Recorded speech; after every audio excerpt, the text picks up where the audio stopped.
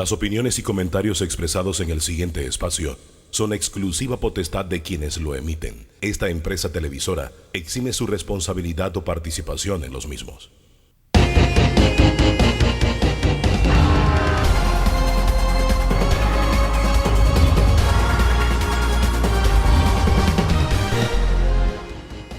¿Qué tal? ¿Qué tal? Muy, pero muy buen día. Bienvenido, bienvenida a Debate Abierto, este encuentro con la información, las opiniones, las diferentes corrientes de pensamiento. Esta es la agenda que le hemos preparado para hoy. ¿Hay cura para el precio de las medicinas? Vamos a hablar del tema, las medicinas caras en Panamá. Lucas Verbolovsky, presidente de la Asociación de los distribuidores de medicamentos, ¿sí? Representantes de distribuidores de medicamentos, nos acompaña, al igual que Alexander Pineda, de la Asociación de Pacientes de Enfermedades Crónicas. El país, ¿cómo está el país? Vamos a tener el punto de vista de José Ramón Icaza, presidente de la Cámara de Comercio. Hay una agenda amplia de temas para conversar con él. Haremos una radiografía del Metro de Panamá. Tiene varios frentes de trabajo en este momento. La línea 3, la extensión de la línea 1, el ramal hacia el aeropuerto. De todo eso conversaremos con Héctor Ortega, director general del Metro de Panamá. El reto de las clases presenciales, un reto país. Tendremos aquí del movimiento Todo Panamá a Malena Sáez y la doctora Tagrid Natchet de la Sociedad Panameña de Pediatría. Ya está al frente de la Comisión de Derechos Humanos de los Niños. Y hablaremos del pan nuestro de cada día, que está cada día más caro, el precio de la comida. Vamos a hablar con dos sectores que están vinculados a este tema. Carlos Enrique Pití, de los porcinocultores, y Luis Frauca, del Sindicato de Industriales de Panamá. Don Danilo Toro, buen día. Buen día, buen día. Ahí está la agenda de temas. Variada, movilidad, salud, economía, educación, alimentación. El pan nuestro de cada día. Pero la mesa está variada. Variadísima. Y comenzamos con un tema que ha estado en primeras planas ahora y desde hace muchos años. Las medicinas. Con nosotros está don Lucas. Su apellido siempre me es difícil. Pronúncielo usted. No lo sé pronunciar, pero yo digo Verbolovsky. Verbolovsky. Bien. Y el suyo es más sencillo. Don Alexander Pineda. Bienvenidos los dos. Gracias, Hugo, a ti y a los televidentes que nos están escuchando. Usted representa a Aredis. ¿Por qué los medicamentos, las medicinas en Panamá son tan caras? Bueno, primero que nada yo represento a la Asociación de Distribuidores, pero también yo soy paciente, tomo medicamentos, así que conozco los dos lados de la moneda. Efectivamente entiendo el hecho de que los medicamentos están caros, los comparo con los de otros países, están más caros aquí que en Colombia, que en España, que en Francia, pero están más baratos que las prescripciones en Estados Unidos, un país más grande, el mercado más grande, 400 millones de habitantes, tiene los medicamentos más caros que Panamá. No estoy hablando de los OTC, esos que uno compra en los anaqueles, los medicamentos de prescripción. ¿Por qué? ¿Quiénes son los que ponen los precios? No son los distribuidores. Hay esta idea en la imagen popular de que son los distribuidores, que se hacen millonarios. Es falso. Quien pone los precios son los fabricantes. Ellos dicen, bueno, este es el nivel de precio en el mercado, yo lo voy a poner a este precio. De ahí para cuánto gana la farmacia, cuánto gana el distribuidor, a ese precio yo lo voy a vender. Bien, los fabricantes son los que ponen los precios. Así es. Lo que nos llama la atención es que un medicamento que es fabricado por la misma compañía tiene un precio en Argentina, sí, tiene un precio en Colombia más bajo que en Panamá, tiene un precio más bajo en España, y en Panamá ese mismo fabricante o el medicamento de ese mismo fabricante es más caro. ¿Qué explicación tiene esto para ustedes? Yo sí es verdad que estoy en la parte del final de la cuerda. Yo soy el que termina consumiéndolos. Yo soy el que termina teniendo la sensación. O sea, ni siquiera la hipotética idea de llegar a ser dueño de una farmacia, por decirle algo, ¿no? Pero lo que tú acabas de decir no es que está ocurriendo hoy, esto viene por años. Ya. Entonces, te acaba de decir algo, Lucas, que es cierto. Sí, pero cuando Juan Pueblo va a Argentina a comprar sus medicamentos, o sea, Juan Pueblo nunca sale de la frontera de Arraiján o de Chorrillo, así que le toca comprarlos aquí. Compra en una farmacia el mismo producto a un precio y en la farmacia de 3 cuadras después encuentra más caro también, el mismo producto. Entonces, encuentras una combinación terrible. Y todos se disgustan como lo digo yo. Es puros corsarios y pirata.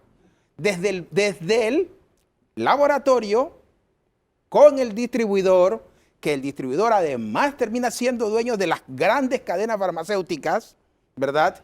Y que además de ser ese, también es el que representa la distribución dentro del sistema público. Así que cuando el sistema público se desabastece, el primero que lo sabe es el que lo distribuyó. Oye, entonces el asunto... Yo quiero rebatir. Eso es otra de las grandes... de los grandes cuestionamientos que hay en el mercado, una afirmación falsa en cuanto a lo que se quiere decir. Primero que nada, el hecho de que un distribuidor tenga una cadena de farmacia o una farmacia, eso no es monopolio, eso es integración vertical. Como por ejemplo, el dueño de la distribución de carros tiene venta de piezas, tiene venta de chapistería, exacto. Eso es una cosa totalmente, no tiene nada que ver con la monopolio. Integración vertical, no monopolio. Así es. Verás que no dije que era monopolio, te dije estoy dentro de los corsarios y los piratas, porque los corsarios estaban con la bendición de la reina y atacaban las ciudades y tenían la bendición, o sea, estaban dentro del marco legal y se hacía. Entonces no había ningún problema. Y los piratas, ¿verdad?, no atacaban a los aliados de la situación. Entonces, era lo que le digo. ¿Y quién fue al final? El que termina siendo saqueado es el consumidor, este panameño que no tiene acceso. Y yo no estoy diciéndoles que no, pero entonces les dije, el mismo producto en esta farmacia costó $5 más, en esta costó menos. Ah, pero esta es una cadena, esta es otra cadena. No sé si me entienden. Bueno, entonces, primero que nada, es excelente que haya una competencia de precios. Excelente. Y lo que nosotros, el país, debiera promover es más competencia.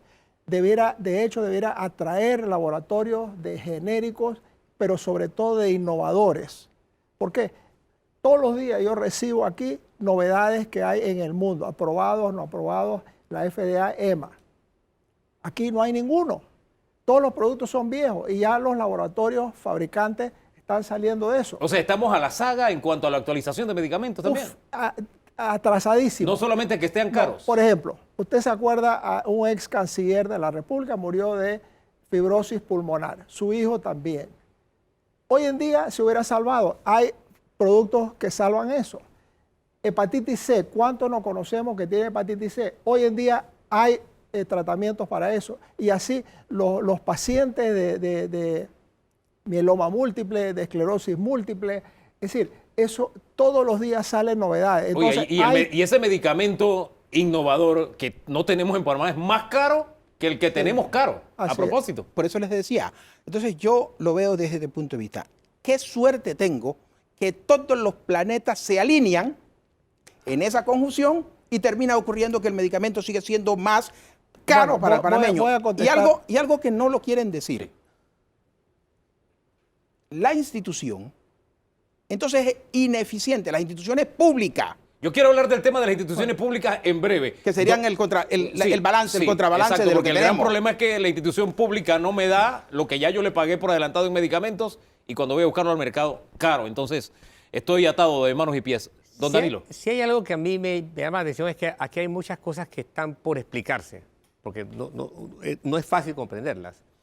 Y entre las cosas que me dejó claro la pandemia de COVID es que este es un mundo económico, el de los fármacos, el de los medicamentos, que es costoso. Y que ciertamente las casas farmacéuticas venden el mismo producto a un país a un precio, el mismo producto y a otro país en otro precio. Pero lo deciden, así como vendieron la vacuna, a cada país le hicieron un acuerdo distinto y diferente. Bien, acá las preguntas son las siguientes. lo que aparece allí. Es cierto, yo me he percatado que hay grandes diferencias en precio, pero cuando uno le pregunta a un mexicano, a un peruano, a un colombiano, a un guatemalteco, él dice, es que los medicamentos aquí son caros, son costosísimos. Como nosotros tenemos dólar, las diferencias se ven abismales, pero en los países de ellos los siguen viendo caros. Primero había que explicar eso. Segundo, me queda también pendiente la explicación de que si este país quisiera comprar medicamentos a menores costos, debiera invertir en el negocio de los fármacos. Parte de lo que dijo don Lucas. Y la inversión en el negocio de los fármacos parte por algo que no tenemos listo al día de hoy. Recurso humano suficiente para eso. Después viene la planta industrial. Mi pregunta es, ¿hay perspectiva en eso o seguiremos siendo un país de importación? Mi respuesta a eso es, tenemos que atraer laboratorios aquí, no necesariamente las fábricas, podemos importarlas. El país es muy pequeño, el mercado es mínimo. Fabricar sería fabricar para exportar, porque el mercado panameño no da para mantener un fabricante, ¿no? Entonces, ¿y cómo los atraemos? Entonces, ¿cómo atraemos a esos inversionistas? Primero que nada, no hablando difamaciones, calumnias, ideas de control de esto, voy a hacer esto, esto es un monopolio, le digo que no hay tal cosa. Todas esas ideas, esos cuestionamientos, esas afirmaciones falsas asustan. El laboratorio no va a venir aquí como yo a discutir ni nada de eso. Sencillamente, no somos bienvenidos, nos vamos. Por cierto, debo aclarar que el distribuidor no es una farmacéutica. El distribuidor es un distribuidor. Es como el carretillero en el mercado público que lleva la naranja del stand al carro. Punto. Pero don Lucas, aquí tenemos a la casa farmacéutica, a la casa que lo produce, Sí. luego al importador, luego al distribuidor. No, el distribuidor es el importador. Bueno, y luego al vendedor. La farmacia. Y cada uno de ellos le pone su margen de utilidad. Es muy fácil. En promedio, ¿okay? La farmacia gana 27%. ¿No? Antes ganaba 24%, pero como pasaron una ley de que un descuento a jubilados, que no hay en otros países, de 20%, la farmacia con 4% no puede pagar sus gastos. El distribuidor tiene, si acaso, 23%, ¿no? de margen. Estoy hablando de margen. Correcto, de utilidad, de margen. Sí. Entonces, sí, porque hay gente que confunde y piensa markup es de abajo para arriba, es un enredo. El margen que gana por cada dólar que vende una farmacia, se gana 27, si no tiene que vender a jubilado. Hoy en día el jubilado es el viejo, es el comprador oficial de toda la familia. Cantidad de ventas de anticonceptivos, cantidad de ventas de lo que sea, y exige el 20%. ¿No? Eso no hay en otros países. Eso hizo que subió. Había un proyecto de subir el descuento a jubilado de 50. Si entre los dos no ganan eso, tendría que subir el precio más. Entonces, ¿cómo atraer el producto? Primero que nada, tener lo que la gente se olvida es la maravilla que es la seguridad social en Panamá. A mi juicio, la mejor seguridad social que hay de Río Grande hasta Argentina. Atiende sin ponerle pero a las enfermedades catastróficas, no catastróficas, etc. ¿Cuál es el problema? ¿Y qué es lo que el país debe enfocarse? Es en arreglar que no exista desabastecimiento en el seguro. Nosotros en Aredi hemos hecho cantidad de seminarios, estamos dispuestos, hemos ayudado no con consejos, pero con ideas de qué se puede hacer y cuál es el problema. Sobre todo, identificar los problemas. Son 3 problemas. Antes de profundizar en los 3 problemas, tocamos lo que ya usted dio así como abreboca, el sistema público de seguridad. El mejor, dice don Lucas, del Río Grande hacia abajo. El tema es, cuando usted va a buscar medicamentos, no hay. Entonces lo tiene que ir a comprar caro afuera. Analicemos entonces el sector público de los medicamentos. Y ves lo que te decía, yo tengo la dicha pues que se alinean todos esos planetas, ¿verdad? De lo que a Lucas no le gusta decirlo, que es el mismo representante, el mismo laboratorio, que va a la licitación, que termina impugnando, que termina haciendo un montón de cosas, y que después este usuario, que no lo consiguen en su sistema público, ¿qué le queda hacer? Correr a la parte privada, que tiene un precio verdaderamente sospechosamente alto. Lo que usted me dice es que el desabastecimiento en el sector público lo crean entonces los distribuidores que venden entonces en el sector público. ¿Qué le queda a uno pensar? Porque espérate, es correcto. Aquí no hay en la caja de Seguro Social. Sí. Yo compro Alodipino. El precio que yo compro en la caja de Seguro Social, el Alodipino, 0.007. Ese es el valor que tiene la Alodipina para la caja social, porque compró 20 millones de tabletas. 100 millones. Pero, sí, 100 millones de tabletas. Pero, ¿qué pasa? Que el que distribuyó algo pasó y demandó y no se pudo hacer la compra. Entonces, en el interín que se resuelve la discusión, esos 3 o 4 o 5 meses, ¿qué tiene que hacer usted? Ir a comprar Alodipino al área privada, donde allá se tiene. ¿Cuánto le cuesta allá? Allá, ese valor está en 60, 67 centavos cada tableta. Entonces, voy a corregir. Eso es una falacia enorme, enorme. Pensar que hay monopolio. Primero que nada, el distribuidor no dije que hay monopolio, le dije que suerte, se alinearon todo eso para que ocurriera, pues. ¡Qué suerte! No. Es falso. Porque ese concepto sale justamente de pensar que hay monopolio. Primero que nada. Pero es que tiene toda la lógica, lo que él acaba de decir. ¿Dónde se rompe esa lógica para usted? Déjeme explicarle. Primero que nada, el distribuidor es el representante de ese laboratorio. Ese laboratorio tiene 3, 4, 5, 6 representantes, ¿ok? El laboratorio es el que participa en el acto público. Él le dice al representante, tienes que ir a este precio, ¿ok? Le dice lo mismo a todos sus representantes. El distribuidor, que es el representante, es como un abogado que es representante del cliente, sí. ¿ok? Él va, hace todo el papeleo que es importante, es complicado, ¿no? Y por eso hay tantos, porque si uno se equivoca, por lo menos el otro gana. El fabricante sí quiere ganar esa licitación y sí quiere vender. Sí quiere vender. Gana uno, pero entonces, ¿qué pasa? La Caja de Seguro Social no está adecuadamente capacitada para definir, porque no tiene sistema informático, cuánto necesita, cuándo pedir, cuánto pedir. No tiene eso. Pero espera, déjame terminar. Entonces, ¿qué sucede? Cuando se acaba eso, vamos a suponer que él diga, ok, el distribuidor va a dejar de entregar. El laboratorio va a decir, señor, usted no va a dejar de entregar, usted tiene que entregar. Pero este distribuidor no representa ese producto. El paciente va a ir a una farmacia. ¿Solo se beneficia por rebote entonces? No, va a comprar el de otro, no va a comprar ese. Don Danilo. Por favor. Don Lucas, voy a hacer una pregunta bien directa. Okay. Supongamos que yo soy institución del Estado y usted mencionó, el problema es el desabastecimiento institucional. Si yo tengo que comprarle medicamentos, ¿con cuánto tiempo de anticipación yo debiera iniciar la gestión de compra de los medicamentos?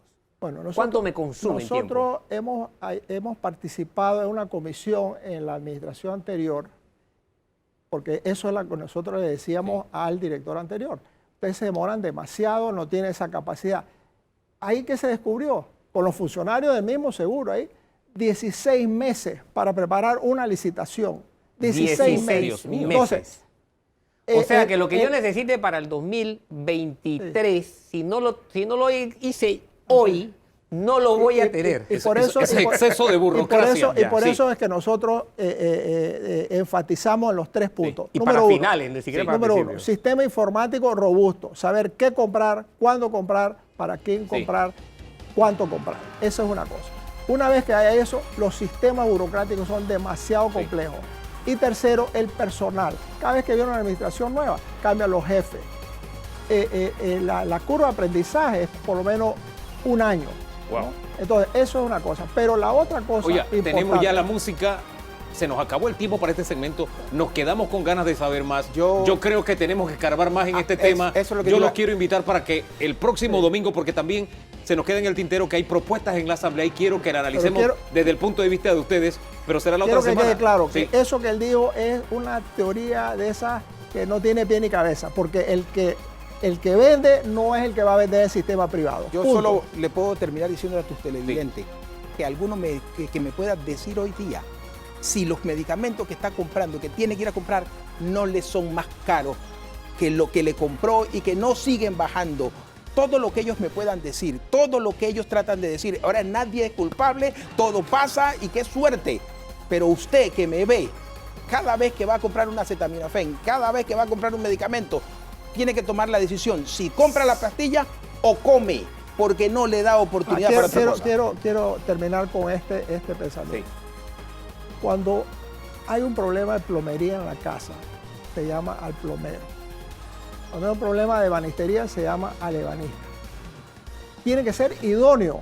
El que quiere hacer una expansión en su casa, un anexo, si no lo hace bien con un maestro de obra idóneo, va a tener obviamente una filtración, le va a dar un hongo al niño, etcétera, etcétera. Entonces, nosotros somos los especialistas en distribución. Deben consultarnos. Vamos a consultarnos la próxima semana. ¿Estamos de acuerdo? Debieron ser 2 segmentos, don Danilo. Se nos quedaron muchas cosas en el tintero. Demasiado. Usted ha peleado con el tiempo. Que queda uno picado ahí. De verdad, quedan tantas interrogantes. La próxima semana seguimos conversando sobre este tema aquí en Debate Abierto.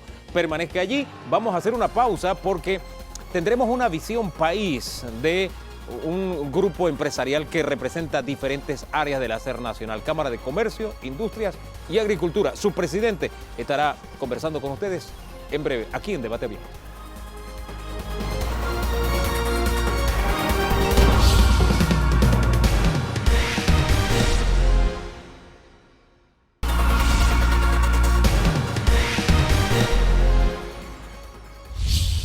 Exacto. Avanzamos en Debate Abierto. Nos acompaña ahora José Ramón Icaza. Él está al frente de la Cámara de Comercio, Industrias y Agricultura de Panamá. Ese título es largo, ¿eh? Hay que coger aire. ¿Cómo está? Bienvenido.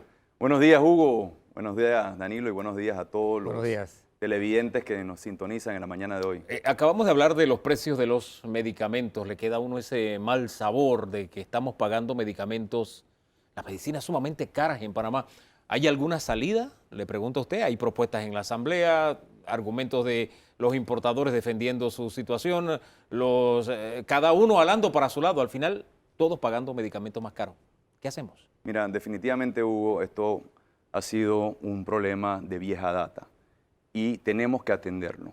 Nosotros como Cámara de Comercio hemos participado en la discusión de distintas propuestas. Quiero recordar, por ejemplo, las propuestas que salieron en el año 2015 del Libro Blanco. Y de igual forma, y más recientemente, a través del Pacto del Bicentenario, donde hubo un eje de salud, donde uno de los temas que se abordó fue precisamente el tema de los medicamentos.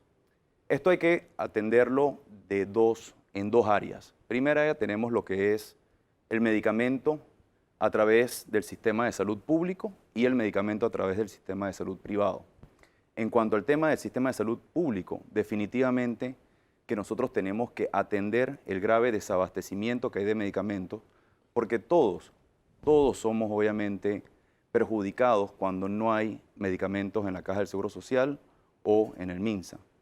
Y eso definitivamente que causa una indignación y una frustración a todos los panameños, porque nosotros pagamos por ese servicio y lo que esperamos obviamente es un servicio a través del medicamento. El mejor servicio es cuando tú pagas por adelantado, menos el de la Caja de Seguro Social. Se paga todo por adelantado, pero el servicio no es bueno. El tema aquí es, si en la caja no te lo da, el servicio público no te lo da, vas entonces a comprarlo al comercio, pero en el comercio está 10 veces más caro que en nuestros países vecinos. Entonces, inalcanzable. No, así es, Hugo, y definitivamente que el alto costo de medicamento es un tema que tenemos que abordar y es el momento para hacerlo. Recordemos que esto fue una propuesta de campaña del presidente Cortizo y de los otros candidatos a la presidencia en su momento, y en este momento está siendo también objeto de discusión en Estados Unidos y otros países también obviamente tienen esta misma situación. La solución Con la diferencia que ya está más barato que acá, pero bueno. Bueno, no del todo cierto, porque en Estados Unidos también el costo de medicamentos es muy alto. Sí. Muy alto, incluso allá es donde están las grandes farmacéuticas y tienen exactamente el mismo problema, incluso hasta mayor, porque tienen también un alto costo de los seguros. La solución tiene que ir orientada, obviamente, a aumentar la oferta de medicamentos en nuestro mercado. Y de esa manera nosotros vamos a lograr tener una variedad de medicamentos para que el paciente, que somos todos nosotros pagamos obviamente un alto costo de medicamentos, tengamos alternativas en el mercado y podamos entonces comprar un medicamento que sea más bajo, pero también al tener una mayor oferta de medicamentos, naturalmente, por el comportamiento de los mercados, el precio va a tender a bajar. Hablemos de otros temas, dejemos medicamentos ahí, que ya fue tratado a profundidad. Y quiero hablar sobre, no sé, decía don Ernesto Pérez Valladares acá, que desde fuera a nosotros nos ven de una manera tan optimista y que ven cosas que nosotros no vemos. Y al escuchar al señor Mauricio Claver Carone, me pregunto, ¿no será que nosotros estamos viviendo y viendo cosas que ellos no ven? Una realidad mucho más difícil de la que alguien que simplemente ve cifras puede tener como percepción. ¿Qué es lo que realmente falta para que nosotros tengamos esa misma visión, los panameños, todos los panameños? Mira, Hugo, yo creo que aquí hay que ser muy francos. Aquí confluye temas políticos con temas económicos y temas sociales. Y eso es un gran problema que estamos teniendo en este momento porque se está adelantando los tiempos políticos. Y por eso fue que nosotros como Cámara de Comercio nos opusimos en su momento a las reformas electorales precisamente porque uno de los temas que tenía era que iba a adelantar la campaña política. Y cuando nosotros nos vemos en plena reactivación económica y se empieza a calentar obviamente el ambiente político, eso realmente genera una situación en la cual nosotros, los panameños, todos, y aquellos que están en política, entonces empezamos a criticar las situaciones que se están dando y eso va afectando obviamente lo que es el optimismo y la confianza que debemos tener todos los panameños. Nosotros de la Cámara de Comercio hemos estado proponiendo una campaña en positivo de Te Propongo Panamá precisamente para tratar de contrarrestar un poco ese negativismo que existe en Panamá, porque Panamá tiene muchas cosas buenas. Cuando uno analiza la estructura y la plataforma de servicio de Panamá, uno se da cuenta que tenemos estabilidad económica, tenemos una estabilidad política, tenemos una estabilidad social, tenemos una economía dolarizada, realmente tenemos componentes importantes para poder tener un crecimiento económico sostenible. Claro está que hay áreas de mejora que tenemos que fortalecer y robustecer, como la institucionalidad de nuestro país, pero tampoco podemos, con el ánimo de tratar de captar, digamos, capital político para las contiendas que se avecinan, empezar a adelantar los tiempos políticos que pueda afectar esto. Ayúdeme a sentar bien esta idea. Lo que usted me está diciendo es que adelantar los tiempos políticos, como en efecto ya se ha adelantado, ese es el pan nuestro de cada día, puede convertirse en la piedra en el zapato de la recuperación económica. Mira, Hugo, yo creo que nosotros necesitamos en este momento que el gobierno nacional tenga la capacidad de poder seguir ejecutando su plan de gobierno y que pueda seguir obviamente con el proceso de reactivación económica, porque nosotros obviamente tenemos como empresa privada acciones pendientes por implementar y por ejecutar que salieron de la mesa de reactivación económica, sumado obviamente a otras acciones que están pendientes. Sin embargo, si esta instalación, esta puesta en marcha de las acciones para la reactivación económica se encuentra con un panorama político, obviamente ralentiza lo que es la implementación de estas políticas y estas acciones y afecta definitivamente la reactivación económica del país. Don Danilo. Pasamos el tema de los medicamentos, pero me van a servir como ejemplo. ¿No será que los panameños nos encantamos nosotros mismos, ¿no? Nos engañamos nosotros mismos con los espejismos que producimos? Por ejemplo, el caso de los medicamentos es típico. Usted decía la situación de Estados Unidos que es terriblemente peor que la de aquí. 2 administraciones no pudieron hacer nada con el precio de los medicamentos. La de Clinton, que ese fue el primer trabajo que tuvo Hillary Clinton, tratar de bajar los precios de los medicamentos y no lo logró. Y luego la de Obama, que le costó muchísimo y total fue un argumento para la campaña adversaria después. Por un lado eso. Y cuando uno le pregunta a un colombiano, a un guatemalteco, a un ecuatoriano, lo que nosotros notamos, los precios abismalmente diferentes, ellos ven los precios de los medicamentos terriblemente altos en Colombia, en Ecuador o en Guatemala. Aquí estamos pensando descubrir el agua tibia con este problema porque yo no veo dónde está resuelto. Y en donde está resuelto, nosotros ya apostamos a que no lo queremos hacer. Por ejemplo, arreglar la Caja de Seguro Social y hacer que eso funcione bien desde el punto de vista financiero. Entonces mi pregunta es, ¿qué necesitan? Cuando un empresario como usted ve estos espejismos, ¿qué necesita para decir tengo que invertir? ¿Cree en el gobierno? ¿Siente que no tiene piso jurídico? ¿Siente que el piso político simplemente desplazó al jurídico? ¿Siente que las reglas no son fair, no son justas?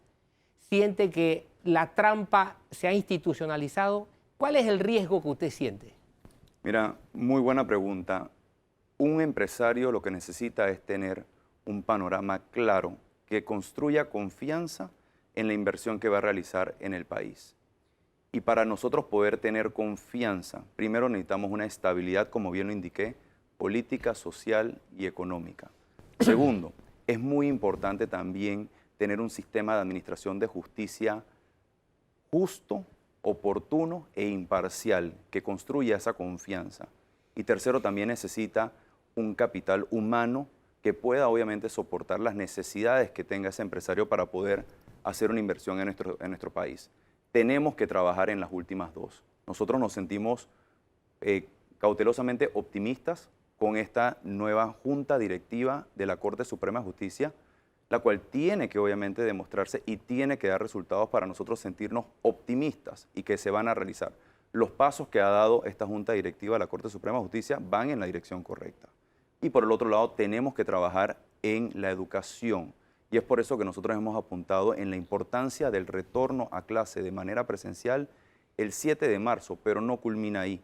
Nosotros también tenemos que trabajar en la calidad de la educación y en la cobertura de educación para que entonces nosotros tengamos un país que genere mucho más confianza de la que genera en este momento. En este momento, el índice de confianza del consumidor está neutro y del inversionista también sigue más o menos el mismo camino de neutralidad. Tenemos que ir aumentando lo que es el índice de confianza, tanto del consumidor como del inversionista, para poder nosotros tener un crecimiento económico sostenible a largo plazo. De las tantas cosas que nos ha dicho, quiero darle un toque a un tema que vamos a abordar más adelante, el regreso a clases. ¿Podemos darnos el lujo de postergarlo o de tener un sistema híbrido, como algunos están diciendo? El que no quiere mandar, que tenga la posibilidad que lo haga de manera virtual, o debemos todos abocarnos a clases presenciales. Mira, Hugo, yo creo que los indicadores en cuanto a lo que ha sido el proceso de enseñanza indican de que no es conveniente tener un sistema virtual o un sistema híbrido. Tenemos que poner todo nuestro esfuerzo y empeño de ese retorno a clases de manera presencial, entendiendo de que el sistema educativo todavía tiene múltiples deficiencias, pero esas deficiencias tienen que atenderse al tiempo que vamos obviamente regresando a las clases de manera presencial, como ha sido en el pasado. Definitivamente que hay que darle mantenimiento y rehabilitación a las escuelas, hay que darle un mejor apoyo al plantel docente y educativo, con mejores herramientas tecnológicas, pero también con conocimiento, y tenemos que ayudar a esos niños, a esos jóvenes, con el proceso de vacunación, con la dotación de equipos de protección personal, como es la careta facial y la mascarilla, y también tenemos que ayudarlo con ese retorno a clases desde la perspectiva psicopedagógica. Yo regreso al tema ahora, no sé si quería preguntar algo sobre el tema regreso a clases o lo dejamos ahí. Yo lo dejamos ahí porque después quiero empatar eso con otra cosa. Sí, porque quiero retomar reactivación económica y me gusta citar mucho a quienes han pasado por debate abierto. El señor René Quevedo dijo al inicio de año, esta oleada de Omicron no va a permitir reactivación. Podemos comenzar a hablar de reactivación tal vez en marzo. Parece que la oleada está bajando. Quiero saber si ustedes han medido el impacto Omicron en ese camino que estamos tratando de llevar adelante de la reactivación y si coinciden que marzo sería, si no nos sorprende, otra eventualidad con esta pandemia. Mira, indudablemente la ola de Omicron, como las olas que pasaron anteriormente, han tenido un impacto en el nivel de productividad del país y por ende obviamente han tenido un impacto en lo que es la reactivación económica. En el caso de Omicron, recordemos que llegamos a tener 85.000 casos activos en un momento dado, sumado a los contactos directos. Y eso obviamente tuvo un impacto en lo que fue el mercado laboral y la capacidad del mercado laboral de poder obviamente mantener la productividad. Pero ese no es el único reto que nosotros tenemos en este momento como parte de la reactivación económica. Tenemos también el reto de continuar con el proceso de vacunación para poder garantizar una reactivación económica sostenible. Tenemos también el reto de la cadena de suministros, tenemos el reto obviamente de la inflación. Entonces son varios factores que se conjugan al mismo tiempo que están limitando un poco la capacidad y el potencial de crecimiento económico de nuestro país. Don Danilo. Actualmente el segmento de los más jóvenes es el que más está sufriendo el problema del desempleo. Y hay argumentos, y funcionan como tal, como argumento. Hay otros planteamientos que son más mitos que otra cosa, pero ambos están sobre la mesa. Y tienen que ver con la afectación de este grupo social, de los jóvenes. Pareciera haber un círculo vicioso. Quieren trabajar, buscan trabajo, pero el sector laboral le dice, no tienes experiencia, por lo tanto no te puedo contratar. Sin embargo, cuando uno estudia de fondo, se mete en el mundo empresarial, uno descubre que hay ciertos perfiles que el mercado laboral busca y no los logra llenar. Esos perfiles están fuera de la posibilidad de lo que Panamá produce desde el punto de vista de capital social, de capital humano. O sea, esa distancia que hay entre lo que ustedes necesitan y la sociedad produce, ¿ven cómo se puede recortar? Si es que no es un mito o si es que es verdad. Mira, Danilo, en este momento es una realidad que tenemos un alto nivel de desempleo, el cual casi que se duplica cuando vemos el desempleo a nivel de los jóvenes recién graduados de la universidad o los que tienen poca experiencia. Y a eso se suma otro componente que muchas veces no se habla, es la reducción que hemos tenido del año 2019 al año 2021 de la población económicamente activa, que se redujo aproximadamente en 130.000 personas, principalmente los jóvenes. ¿Dónde están esos jóvenes? Esos jóvenes tomaron la decisión de emprender y están obviamente emprendiendo. Entonces, esto hay que atenderlo desde las dos aristas. La arista de aquellos jóvenes que desean obviamente un trabajo y tener una inserción laboral de calidad y los jóvenes que han decidido emprender. En cuanto a la inserción laboral, nosotros tenemos que guiar a estos jóvenes, a la población estudiantil, y nosotros como Cámara de Comercio estamos instalando un observatorio laboral para poder informar a esa población estudiantil cuáles son las ofertas de trabajo que el mercado tiene en este momento y que proyectamos a futuro, y por el otro lado estamos midiendo cuál es la oferta académica y los graduandos que están saliendo de estas universidades para que se pueda hacer un cruce de información y nos daremos cuenta de que hay profesiones que estamos graduando donde hay una sobreoferta y el mercado laboral no lo puede absorber, y donde el mercado laboral tiene una alta demanda. Y el mercado laboral funciona de la misma manera que funcionan los mercados de productos o servicios. En la medida de que haya mayor demanda laboral y poca oferta de profesionales, van a pagar mejor estas profesiones. Cuando tenemos mucha oferta y poca demanda, obviamente estas profesiones van a pagar menos. Entonces tenemos que guiar a la población estudiantil a tomar decisiones informadas a la hora de seleccionar su carrera, y el proceso de aprendizaje no termina nunca. Tenemos que ser mucho más efectivos en la transferencia de conocimiento y desarrollo de competencias. Por el otro lado, tenemos al emprendedor. Y nosotros tenemos que generar un ecosistema de emprendimiento mucho más robustos para que nosotros podamos ayudar. Definitivamente que AMPIME ha venido realizando un trabajo, pero se requiere mucho más de eso. Y nosotros como gremios empresariales también tenemos que hacer de nuestra parte. Nosotros a través del Centro de Formación Profesional y Desarrollo Empresarial estamos ayudando a mejorar el ecosistema del emprendimiento. Pero eso también tiene que venir casado con desarrollar un distrito de innovación para que nosotros también podamos atraer ese talento a este distrito de innovación, desarrollar ese distrito de innovación, y que Panamá se vuelva también un lugar donde la gente quiera venir a innovar y a emprender. Ya en abril se va a cumplir el año de que el gobierno y el sector privado trataron de hablar el mismo idioma en cuanto a las iniciativas para reactivar la economía. El motor que movía al sector privado es: a esto hay que meterle el acelerador, hay que meterle el pie al acelerador, esto va muy lento. En este año que van a cumplir, ¿van a la velocidad que ustedes aspiraban? Y si no, ¿en qué se está fallando? Mira, el crecimiento económico de Panamá y la recuperación ha sido desigual. Hay sectores que le ha ido muy bien, sobre todo los sectores que están vinculados al sector externo de la economía, exceptuando turismo y exceptuando transporte de pasajeros. Pero el sector interno de la economía realmente no está teniendo una recuperación acelerada como nos gustaría tenerla. Tiene una aceleración de lenta a moderada, y esos son los sectores que tenemos que apuntalar para poder recuperar el trabajo, porque al final lo más importante es la recuperación de los empleos y generar nuevas plazas de empleo.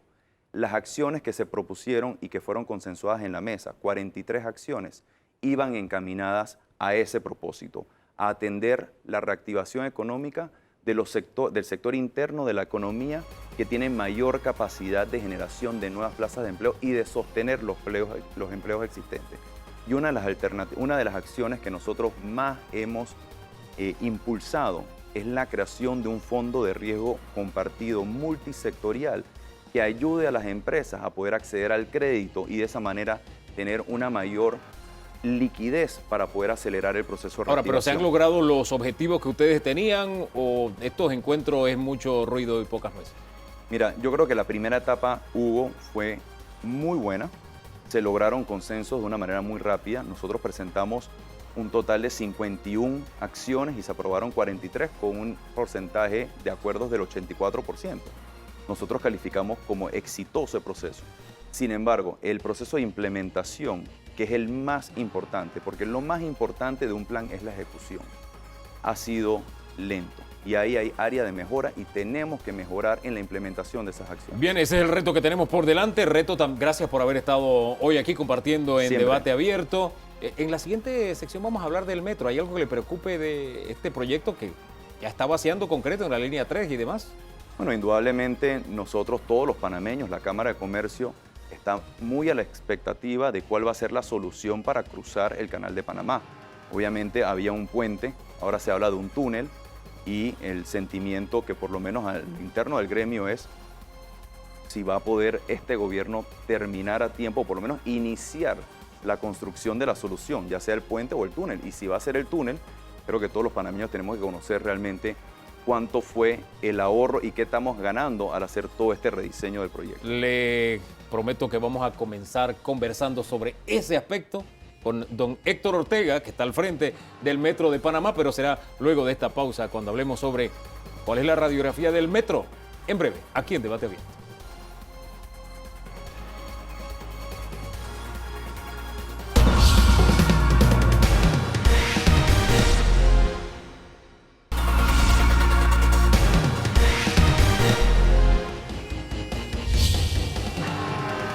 Vamos a hacer una radiografía de cómo está el metro de Panamá. Ya lo habíamos anotado en el segmento anterior. Con nosotros está don Héctor Ortega, director general del Metro de Panamá. Don Héctor, bienvenido. Buenos días, Hugo. Buenos días, Danilo. Usted debió haber estado acá hace como 3 semanas, pero Omicron lo visitó. Así es. ¿Cómo le fue? Gracias a Dios nos fue bien debido al esquema de vacunación. ¿Usted tenía Nos completo el esquema de vacunación? Es correcto, las 3 vacunas. ¿Sí? ¿Solo usted en casa o todos están vacunados? Todos estamos vacunados. Disculpe que me meta en su vida íntima, familiar, pero ¿qué edad tienen sus hijos? 12 y 15 años. Y la de 12 está vacunada. Sí, tienen sus 2 vacunas. Sí, excelente. Me encantan los testimonios cuando te lo dicen así. A mí no me ha tocado Omicron, nada que tiene que ver, pero tengo mi esquema de vacunas. Digo, si llega, estoy protegido. Y usted sabe de lo que le protege la vacuna. De un cuadro grave, le protege de morir, le protege de estar en un UCI y todo eso le insistimos siempre. Pero vamos a lo que Dios nos trajo, a hablar del metro. La preocupación que nos dejó el presidente de la Cámara de Comercio, el señor Icaza, es que termine este gobierno y no sepamos cómo vamos a cruzar el Canal de Panamá, si por puente o si por túnel, y si la propuesta final nos va a ahorrar algo de plata. ¿Qué le responde usted? Sí, bueno, la definición del cruce hacia el oeste, por debajo del canal, va a ser a través de un túnel. Nosotros, el Metro de Panamá, recibió la compatibilidad de la Autoridad del Canal de Panamá en septiembre del 2020. Y hemos venido trabajando para cumplir con los requerimientos de la Autoridad del Canal de Panamá. A la fecha, nosotros ya tenemos avances importantes del tramo soterrado, porque no solamente es un túnel, es un tramo soterrado. Ya nosotros hemos definido las obras civiles que van del área este del Canal de Panamá, que vienen siendo la estación de Balboa, donde ya tenemos el diseño básico definido, que es importante, el pozo de evacuación donde se va a extraer la tuneladora y la trinchera que va a llegar a la estación de Albrook. Y del área oeste, estamos trabajando ahora mismo en estas obras civiles, las cuales son importantes, que se inicien antes de que se inicie el túnel o llegue a la tuneladora. Entonces, ese soterrado y el túnel, ¿qué distancia va a tener y qué costo también tendrá? Sí, bueno, nosotros la distancia es de 5.3 kilómetros aproximadamente del tramo soterrado.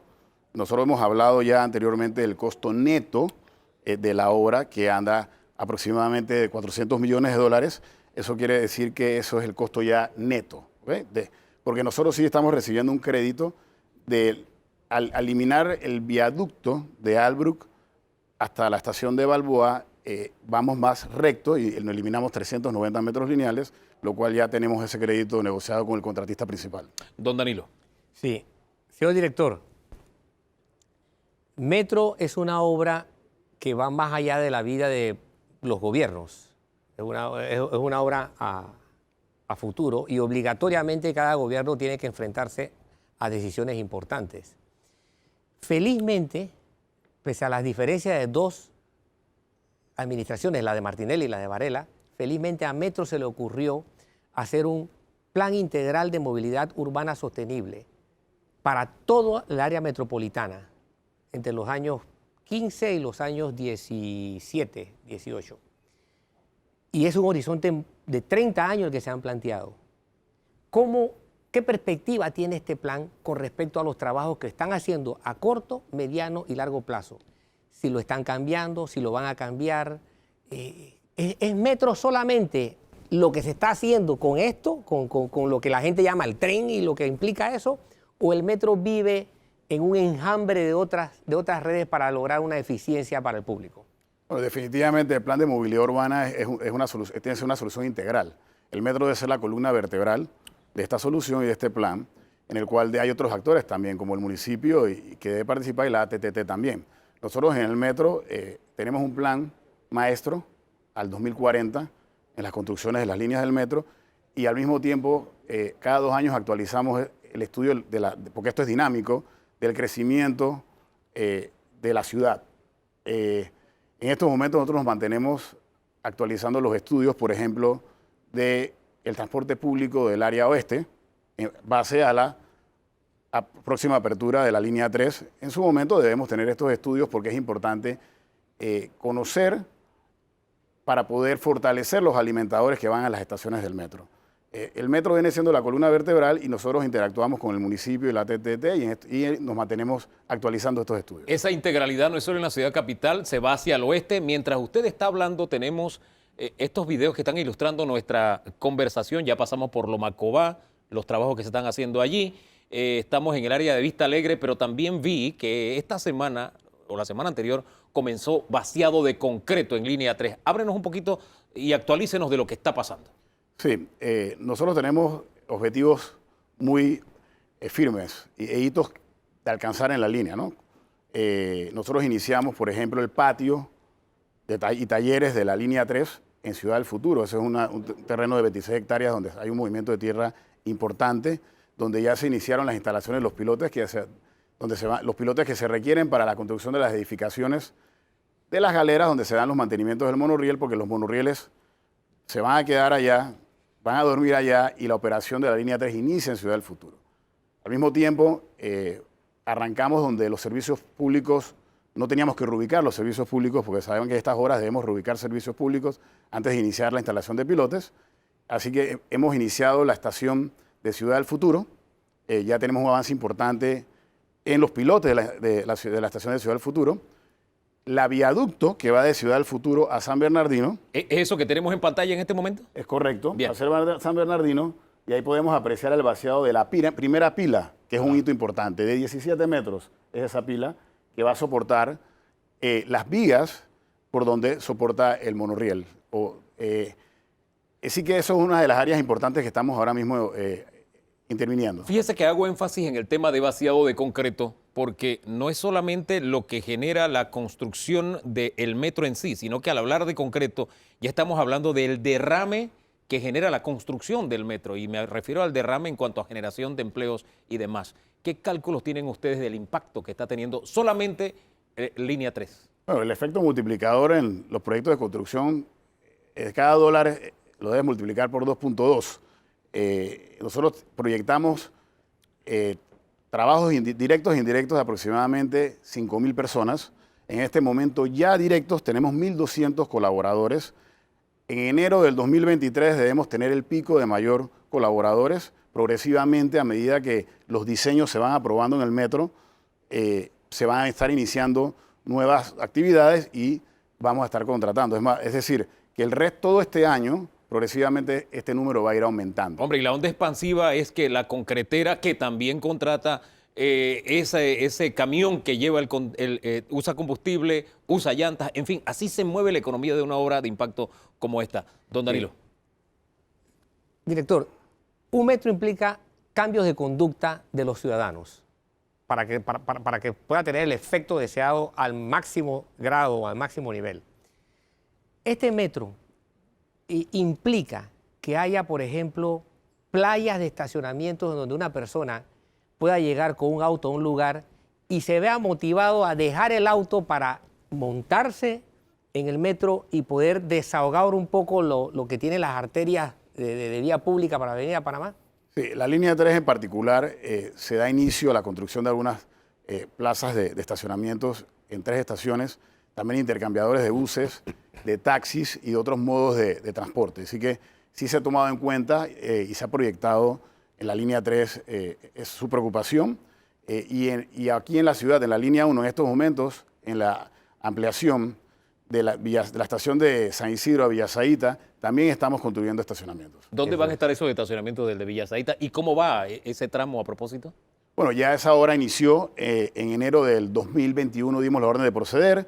Es una obra de 2.2 kilómetros, la tenemos dividida en 4 tramos. Los primeros 2 tramos ya los pilotes están a un 85% instalados. Ya se han construido más de 5 o 6 pilas que soportan las vigas. Ese proyecto tiene una particularidad. El intercambiador y los estacionamientos van a un terreno de la Caja del Seguro Social. Firmamos un acuerdo hace una semana atrás. Ah, ahí donde estaba una unidad de la Caja del Seguro Social que luego se movió para hacer una futura policlínica. Es correcto. Ya. Nosotros llegamos a un acuerdo con la Caja del Seguro Social. Sí. Principalmente la preocupación del Seguro Social y de nosotros era seguir atendiendo a los usuarios de la ULAPS, que es la Unidad de Atención Primaria de Salud. La mudamos a un centro comercial enfrente. Ya en estos momentos la Caja del Seguro Social en los próximos días ya estará anunciando la mudanza formal. Ya nosotros entramos a demoler hace unos días y en esos terrenos vamos a construir un intercambiador de buses, estacionamientos, una policlínica básica del Seguro Social. Vamos a mejorar la atención médica de la Caja del Seguro Social, las facilidades médicas de la Caja del Seguro Social en el área y vamos a construir la estación. ¿Cuántos estacionamientos habría allí, disculpe? En estos momentos tenemos calculado con el cambio del proyecto de la policlínica 630 estacionamientos. 630 estacionamientos. Si la memoria no me es infiel, en Brisas también estaba contemplado algo de estacionamientos, pero no estoy seguro si se construyó o no.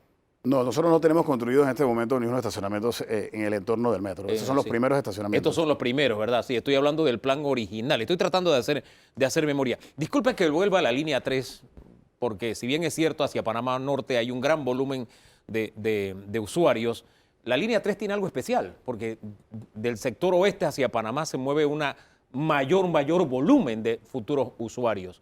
¿Cuántos frentes de trabajo tienen en este momento? Porque lo interrumpí y nos fuimos a San Bernardino. ¿Cuántos frentes están ustedes en este momento, los tienen activos y cuándo se integrarían ya o se encontrarían estos frentes de trabajo? Sí, bueno, nosotros iniciamos el proyecto en la planificación por tramos de estación a estación, inicialmente para intervenir rápidamente en el campo y generar los empleos. Nosotros manejamos ahorita alrededor de 8 frentes de trabajo y reubicaciones de servicios públicos, que es en toda la línea. Los frentes de trabajo importantes, nosotros estamos sacando 700 viajes de camiones en el patio en este momento. Es un movimiento de tierra importante y ya se dieron inicios a la instalación de pilotes en la estación de Ciudad del Futuro, en el tramo donde vio la pila que mencionó antes, que es en San Bernardino, los pilotes de la viaducto. Tenemos 2 áreas instalando viaductos. También en Burunga tuvimos que hacer una reubicación de una tubería del IDAN, 230 metros lineales. Ya estamos instalando pilotes ahí también en el viaducto. Iniciamos el movimiento de tierra hace un mes en el área de Lomacobá y ya estamos instalando pilotes en Lomacobá. En la estación de Arraiján del Super Extra ya terminamos la instalación de pilotes antes de entrar a la autopista, lo pueden apreciar ahí. Y también venimos ya analizando para iniciar el movimiento de tierra de Lomacobá hacia Panamá Pacífico y estaremos iniciando la estación de Vista Alegre. Con esta velocidad de curso, ¿cuándo tendríamos el metro? Nosotros Línea 3. Nosotros nos mantenemos en la planificación desde el día de la orden de proceder, que la primera fase, que viene siendo de Ciudad del Futuro a Panamá Pacífico en los 54 meses establecidos, y la obra completa en 64 meses que viene terminando a finales del 2025. A finales de 2025.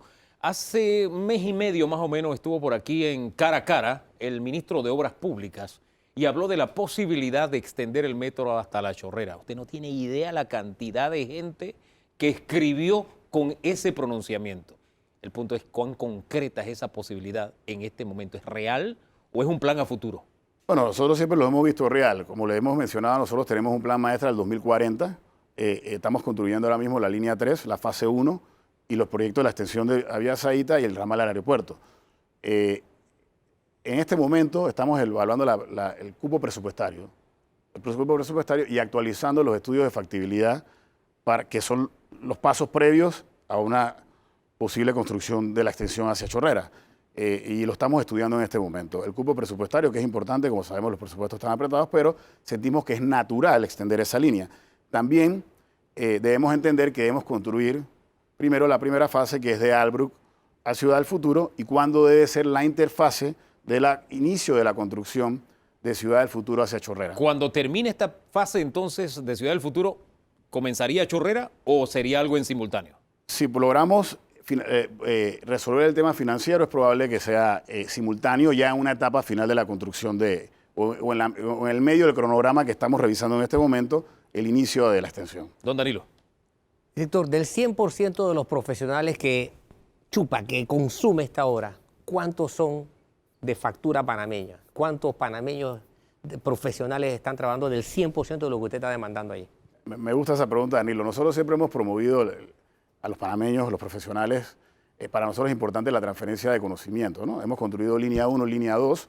Se importó conocimiento y tecnología, y lo importante es que se haya dado esa transferencia. Muchos de estos profesionales panameños que trabajaron en la línea 1 y línea 2 han sido contratados no solamente en la línea 3, sino también en las otras líneas que estamos ampliando o extendiendo.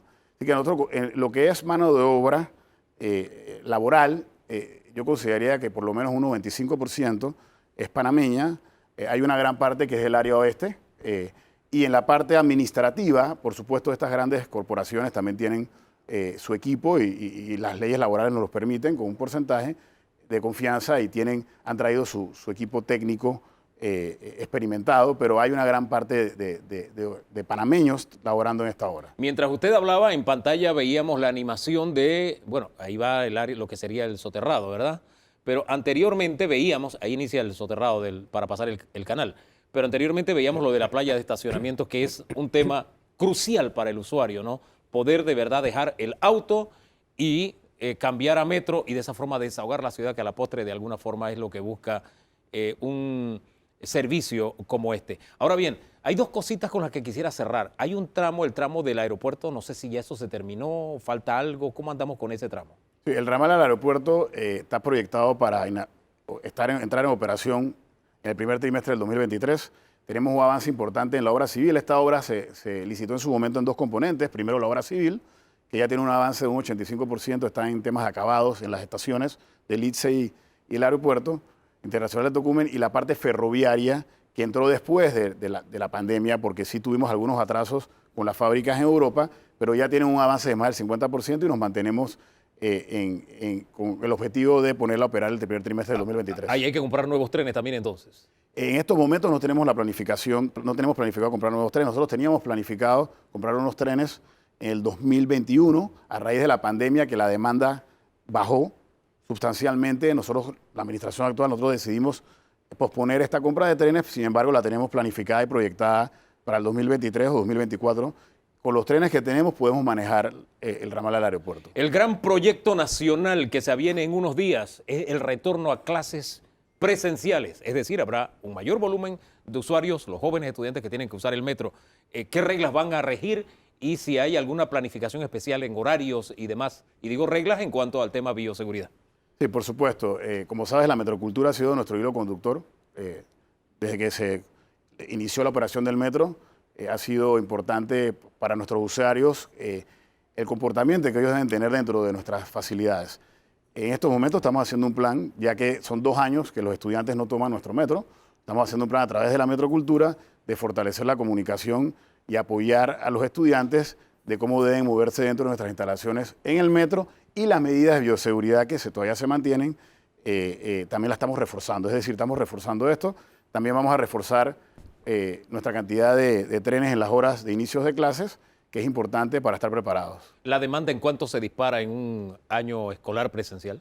Aproximadamente 8%. Nosotros esperamos un aumento de 8%, el aumento una vez inicie el año escolar. Don Héctor, siempre es bueno darle ese vistazo a cómo anda el Metro de Panamá, una obra que, como decía don Danilo, trasciende los gobiernos, es un tema de Estado y que, aunque uno no sea usuario del metro, uno mira la obra con cariño, porque al final, de alguna forma, ubica a Panamá en ese nivel y ese estatus que los que vienen de afuera dicen, wow, porque es un avis rara en Centroamérica encontrar un metro, en toda la región más bien.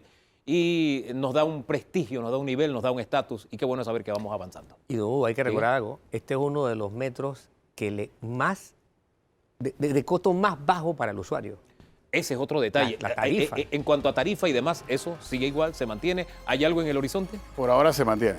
Muchísimas gracias, don Héctor. Gracias. Nosotros hacemos una pausa. En segundos regresamos porque ese gran proyecto nacional en el que todos estamos involucrados cierra el programa el día de hoy. Tiene que ver con... No es el cierre, perdón. Es el cuarto segmento, señor productor. Gracias. Vamos a hablar del reto de las clases presenciales.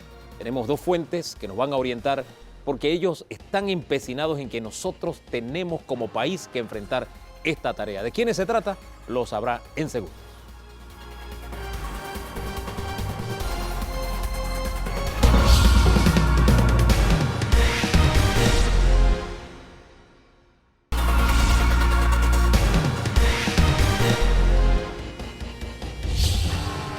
Vamos a hablar de ese reto país. Volvemos a las clases presenciales. Será el próximo mes, el 7 de marzo, debe darse esa gran fiesta nacional. Los estudiantes regresan a las clases. Y hay un grupo que ha estado trabajando en el tema pandemia y que ahora se vuelca a también ser un pilar en este reto país que tenemos, y es el movimiento Todo Panamá. En Todo Panamá hay diferentes organizaciones, todos empujando hacia, con el mismo objetivo, ¿no? Ahora se han ustedes de alguna forma involucrado en lo que es el retorno a clases presenciales. ¿De qué forma lo van a hacer? Están dos de los miembros de Todo Panamá para explicárnoslo. Está la doctora Tagrit Natchet, ¿lo dije bien? Sí. Ella está en la Comisión de Derechos Humanos del Niño de la Sociedad de Pediatría de Panamá. Correcto. Bien. Y también Malena Sáez. Usted representa a la Fundación Valórate, ¿verdad? Sí, yo soy actualmente directora ejecutiva de Fundación Valórate y coordinadora pro tempore de Aliados por la Niñez y la Adolescencia, y también formo parte de la Cámara Panameña de Desarrollo Social, CAPADESO. Bien. Ineludible enfrentar este reto para el país, regresar a clases presenciales. Es correcto. ¿Por qué? Así es. Por muchísimas razones. Quiero rescatar algo muy importante. Hemos hecho una alianza estratégica sumando fortalezas con el movimiento Todo Panamá, que todos sabemos el trabajo tan importante que ha realizado con el tema de la pandemia para devolver ese bienestar a la comunidad, y otras organizaciones como por ejemplo Aliados por la Niñez y la Adolescencia, que es un grupo permanente de abogacía por los derechos de los niños, y CAPADESO, que es la Cámara de Desarrollo Social, con otros gremios.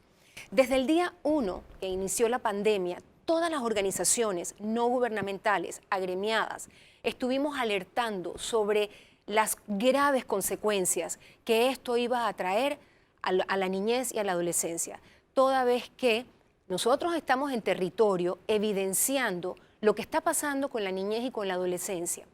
El año pasado se hizo ya una campaña de retorno a clases liderada por Excelencia Educativa, con el apoyo técnico de UNICEF, en donde también alertamos a la población y a la ciudadanía y al Estado sobre la importancia que tiene ese retorno presencial a las aulas. ¿Por qué? Por la pérdida de los aprendizajes. Este año hemos querido ser todavía mucho más fuertes, y por eso esta alianza estratégica con el movimiento Todo Panamá, con los otros gremios, y también con todas estas organizaciones devolviéndole y haciendo una devolución de todas estas evidencias que hemos estado identificando en territorio sobre esta pérdida de aprendizajes importantes que está traducida a el bajo rendimiento en aprendizaje de lectura, el bajo rendimiento en aprendizaje de matemáticas y sobre todo también esa dificultad que van a empezar a enfrentar los niños que no pudieron asistir a la escuela, los niños de preescolar, primer grado y segundo grado, y que se van a enfrentar hoy a una realidad importante para ellos y para los docentes. Hablemos de estos niños, usted como pediatra nos puede orientar. Enfrentar esa realidad de clases presenciales para esos niños va a ser un choque. Yo hablo de mi hijo, tiene 14 años, el año pasado tenía 13, pero cuando él regresó a clases presenciales, él pasó como 2 o 3 semanas que le costaba socializar y él no lo comentaba, ¿no? Y además su actitud en casa también cambió ante ese choque. Pero para los niños menores todavía es mucho más fuerte.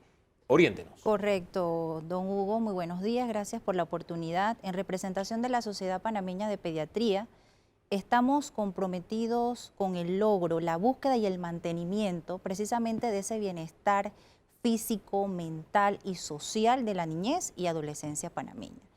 ¿Existen temores? Claro que sí. Vamos a comenzar unas clases presenciales luego de 2 años de virtualidad, pero tenemos que ser muy enérgicos y llegar a esos padres de familia, a ese papá, a esa mamá. Es necesario y es impredecible que los niños vuelvan a las aulas de clase. Dejo el tema del choque para hablar de los temores. El choque lo hablamos en un ratito, que no se nos olvide. ¿Qué temores, usted que está en contacto con las madres atendiendo a los niños, qué temores subyacen en los padres de esta vuelta a clases, del tema vacunación, etcétera? Claro que sí. Uno de los mayores temores, por supuesto, es que sus niños se contagien, ¿no? Nadie quiere que sus niños enfermen, pero quiero que todos sepan que existen recomendaciones y medidas de seguridad para que realmente esto no ocurra y que las escuelas son lugares seguros incluso si se compara con otras actividades económicas que ya están abiertas.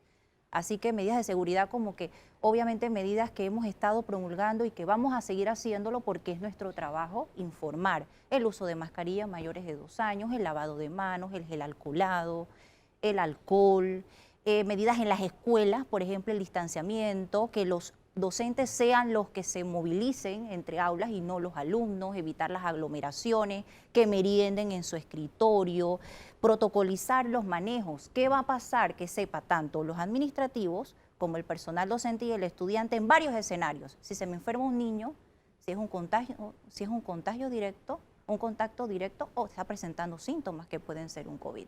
Tenemos que saber que eso lo podemos tener, pero ya hay actualmente recursos para enfrentarlo.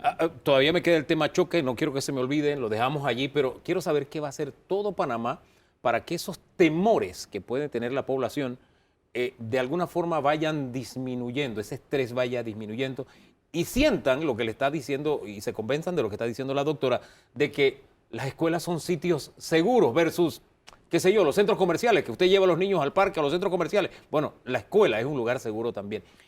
Tengo entendido que van a lanzar una campaña en esa línea, Es ¿no? correcto. Nosotros estamos trabajando con el Movimiento Todo Panamá desde las alianzas que estamos haciendo, sumando todas las fortalezas, para hacer un llamado importante. Importante a iniciar presencialmente, pero también muy importante a rescatar esos aprendizajes. Y esto es un mensaje oportuno que debe llegar a cada uno de las personas que nos están viendo en este momento. Papá, mamá de familia, docentes. Los niños deben regresar a las aulas y debemos accionar inmediatamente con planes importantes que nos permitan a nosotros hacer esa nivelación. Estamos nuevamente, como les digo, les reitero, sumando esfuerzos porque nosotros estamos evidenciando muchas carencias que requieren acción inmediata. Programas que nos permitan a nosotros poder devolverle a los niños todas esas pérdidas que tienen una repercusión inmediata a corto plazo y también a largo plazo. Nosotros en estos 2 años de pandemia hemos estado buscando espacios de incidencia para poder hacer esta devolución sobre todo de lo que está pasando con trabajo infantil, lo que está pasando con abusos, lo que está pasando con maltratos, lo que está pasando con esos niños, como bien acaba de mencionar la doctora, que no están recibiendo ese derecho a la educación no están participando, no están yendo presencialmente a la escuela y están dejando de recibir otros servicios que son importantes. Los derechos de los niños son interdependientes y el Estado debe velar por garantizarlos para que puedan ellos entonces lograr ese desarrollo integral. Ahora, estamos hablando de derechos. El derecho primigenio es el de la vida. Correcto. ¿Ah? Entonces, yo imagino que algunos padres entraron en ese debate que tuvimos nosotros al momento de que nuestros hijos regresaran a clases presenciales. Mis hijos regresaron el año pasado y fue un momento emotivo, pero previo conversamos. ¿Los mandamos? ¿No los mandamos? Sí, derecho a la educación y el derecho a la vida. Hicimos el balance y decidimos, van a la escuela cumpliendo con todas las medidas de bioseguridad y los preparamos para eso. Ahora, el punto es, quien en este momento está debatiéndose en esos dos derechos, el derecho, ¿le doy la educación? El derecho a la vida porque temo que se pueda contagiar, el derecho a la vida porque de pronto tengo alguna reserva o no he recibido la información correcta respecto a las vacunas. ¿Cómo encontramos ese balance? ¿Cómo ayudamos a la madre y al padre de familia que nos ven en este momento para que tomen la decisión correcta? ¿Cómo no? Lo importante es que busquen la información en quienes la tienen que buscar. Hay muchos ruidos con respecto a esto, pero asistan a sus citas con los pediatras, a sus controles, vacunen a sus niños si les corresponde según la edad, no teman. Está todo científicamente establecido que las vacunas salvan vidas y ya existen las estrategias. No todo es perfecto, pero los comienzos, las bases están establecidas y eso es lo importante. Don Danilo. Bien. A usted le tengo una pregunta. Una pregunta. Mencionó lo de los bajos rendimientos, tanto en comunicación oral y escrita como en matemáticas. Esos bajos rendimientos han sido sistemáticamente un desastre registrado en Panamá, medidos internacionalmente, medidos localmente, y no salimos de ese problema. Al contrario, el problema está y se agranda. El riesgo de que profundice el problema con lo que ha ocurrido con la pandemia es mayor. Pero quisiera preguntarle, y paso a hacer la otra pregunta a usted inmediatamente para que lo tenga en registro, ¿qué trabajo hay de manera sostenida en perspectiva, más allá de lo que se demanda para esta pandemia? Porque estamos hablando de un problema histórico agravado por la pandemia, los bajos rendimientos, los dos bajos rendimientos de lo que usted hizo mención. A usted le pregunto lo siguiente. Hace poco, un gremio médico, la Comenenal, emitió un comunicado que a mí me dejó con todas las interrogantes de plantearme que esto era increíble que estuviera surgiendo a la luz pública. ¿Qué tiene usted pertenece a una comisión de una sociedad, ¿qué tiene su sociedad que decir cuando médicos dicen en 3 ocasiones que una vacuna es mala? Y yo escuché, no es que me lo dijeron, en un programa de micrófono abierto en RPC Radio, como la mayoría de los oyentes que participaban decían, es que yo realmente no estoy muy de acuerdo en mandar a mi hijo a la escuela porque creo que esto no está resuelto, no se va a resolver. Me quedé realmente preocupado por lo que escuchaba de las opiniones del público. Comencemos con esta última pregunta. Sobre eso. Comencemos con esta última pregunta, que es vital el entendimiento en este tema, porque incluso la frase las vacunas son malas es tan simple, es tan sencilla, es tan llana, que está al nivel del entendimiento corta, de muchas... Sí, exactamente. Y es tan corta y tan dañina. Y que vino de un gremio médico a propósito. Lo importante aquí es enfatizarnos en que la seguridad y los medios de seguridad están establecidos. Estos son mensajes que generan ruido y que los padres deben acudir a las fuentes de información confiable. Eso es lo que debe quedar aquí muy reflejado y el cual como Sociedad Panameña de Pediatría emitimos un mensaje enérgico. No teman, sus hijos pueden ir a la escuela, son seguras, existen las medidas y las recomendaciones para hacerlo. No se dejen llevar por estos comentarios. Vamos a los contenidos. Sí. ¿Cómo recuperar los contenidos y enfrentar un problema que ha sido endémico? Exactamente, es que precisamente se han agravado. Ahora vamos a tener mucha más exclusión educativa y vamos a tener mucho menor rendimiento. Entonces, más allá de lo que estamos hablando, y la verdad es que la discusión no debería ser polarizada. La educación es un compromiso y una responsabilidad que tenemos como Estado y debemos garantizarla, porque es el único medio que tiene un ser humano para poder tener la tan añorada libertad. ¿Y la libertad a qué? A elegir las oportunidades a vivir como quiero vivir. No enfrentarnos al mundo laboral competitivo que se viene venir. Y lograr ese desarrollo humano. Somos el Estamos dentro de los 5 países del mundo, léase y entiéndase del mundo, que no hemos iniciado clases presenciales. Eso es grave. El año pasado tuvimos una prueba con 2.300 centros educativos que estuvieron semipresenciales, con muy buenos resultados. Acciones a corto plazo, la invitación es hacer un llamado a que nosotros logremos pensar en el bien común y en ese derecho que tienen los niños a recibir educación de calidad, inclusiva y equitativa, que nos permita a nosotros realmente poder tener un ser humano que el día de mañana pueda ser eficiente y útil. Mientras usted está hablando, hay algunas imágenes que hemos presentado, forman parte de la campaña que van a lanzar esta semana que viene, creo que es el 10. El 15. El 15. El martes 15 sí. Vamos a tener el lanzamiento de la campaña en el auditorio Benjamín Ayechu de la Universidad de Santa María la Antigua. La campaña es Yo Regreso. Yo Regreso. Háblenos de la campaña. La campaña Yo Regreso es un llamado que hacemos a todos, el por qué y para qué yo regreso.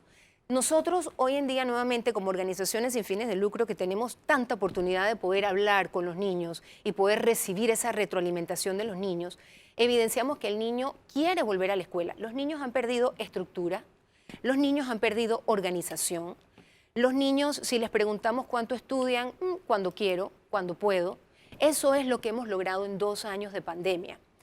La parte académica, ese componente académico, si bien es cierto, es importante, pero no es lo único que logra que se desarrolle este ser humano integral. Tenemos el componente de habilidades socioemocionales.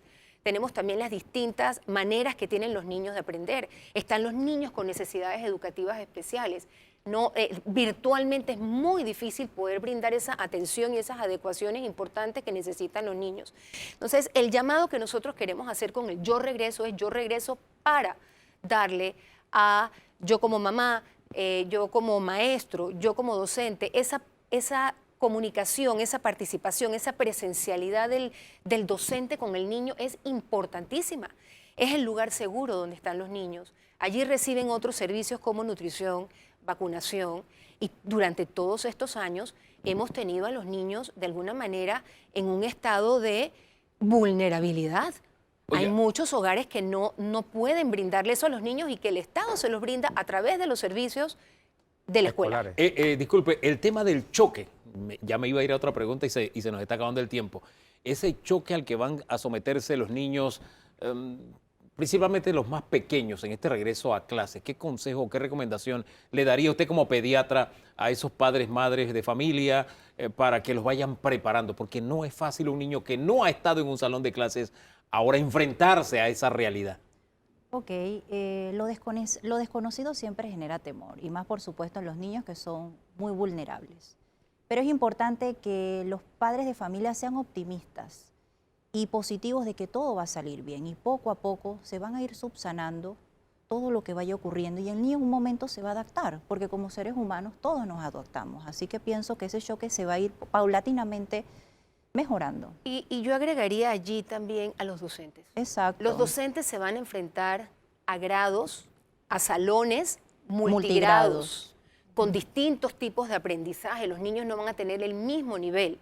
También nosotros debemos empatizar con el docente y cómo nosotros, y por eso estas campañas y por esto estas alianzas que nos permiten a nosotros ser un apoyo. Una colaboración en conjunto. Exactamente, y apoyar para que logremos el éxito y logremos la recuperación lo más pronto posible.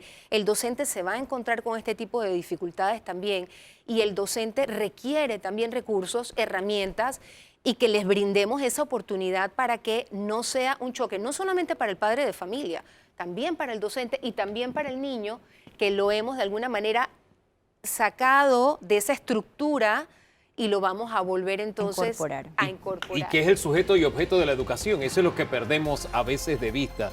A veces el debate se concentra en esta es mi esfera de poder y yo tengo que mantenerla a toda costa, o este es mi espacio político y tengo que ver de qué manera lo conservo. No, aquí lo importante es el estudiante, y nosotros estamos plenamente alineados en que la educación no se puede detener. Aquí en Medcom siempre hemos estado dispuestos a decir qué podemos hacer para ayudar, y es lo que queremos transmitirle con encuentros de opiniones como estos. ¿Por qué?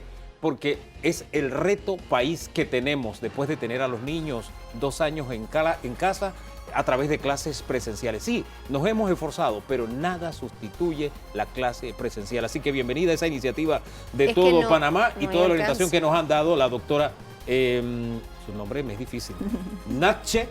Correcto. Y también Malena Sáez por haber estado aquí del Muchas Movimiento gracias Todo a ustedes por la oportunidad y ojalá nos vuelvan a invitar porque la educación es prioridad nacional. Totalmente. Aquí lo ubicamos como reto país y nosotros estamos así, en positivo, siendo proactivos, abriendo esa puerta que todos necesitamos para nuestros estudiantes, presente y futuro del país. No solo son el futuro, son el presente. No, estamos construyendo su presente. Así es, y tenemos que construirlo de manera correcta.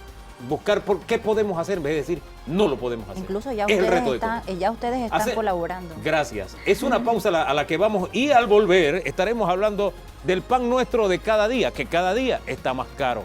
En segundos nada más, aquí en Debate Abierto. A usted.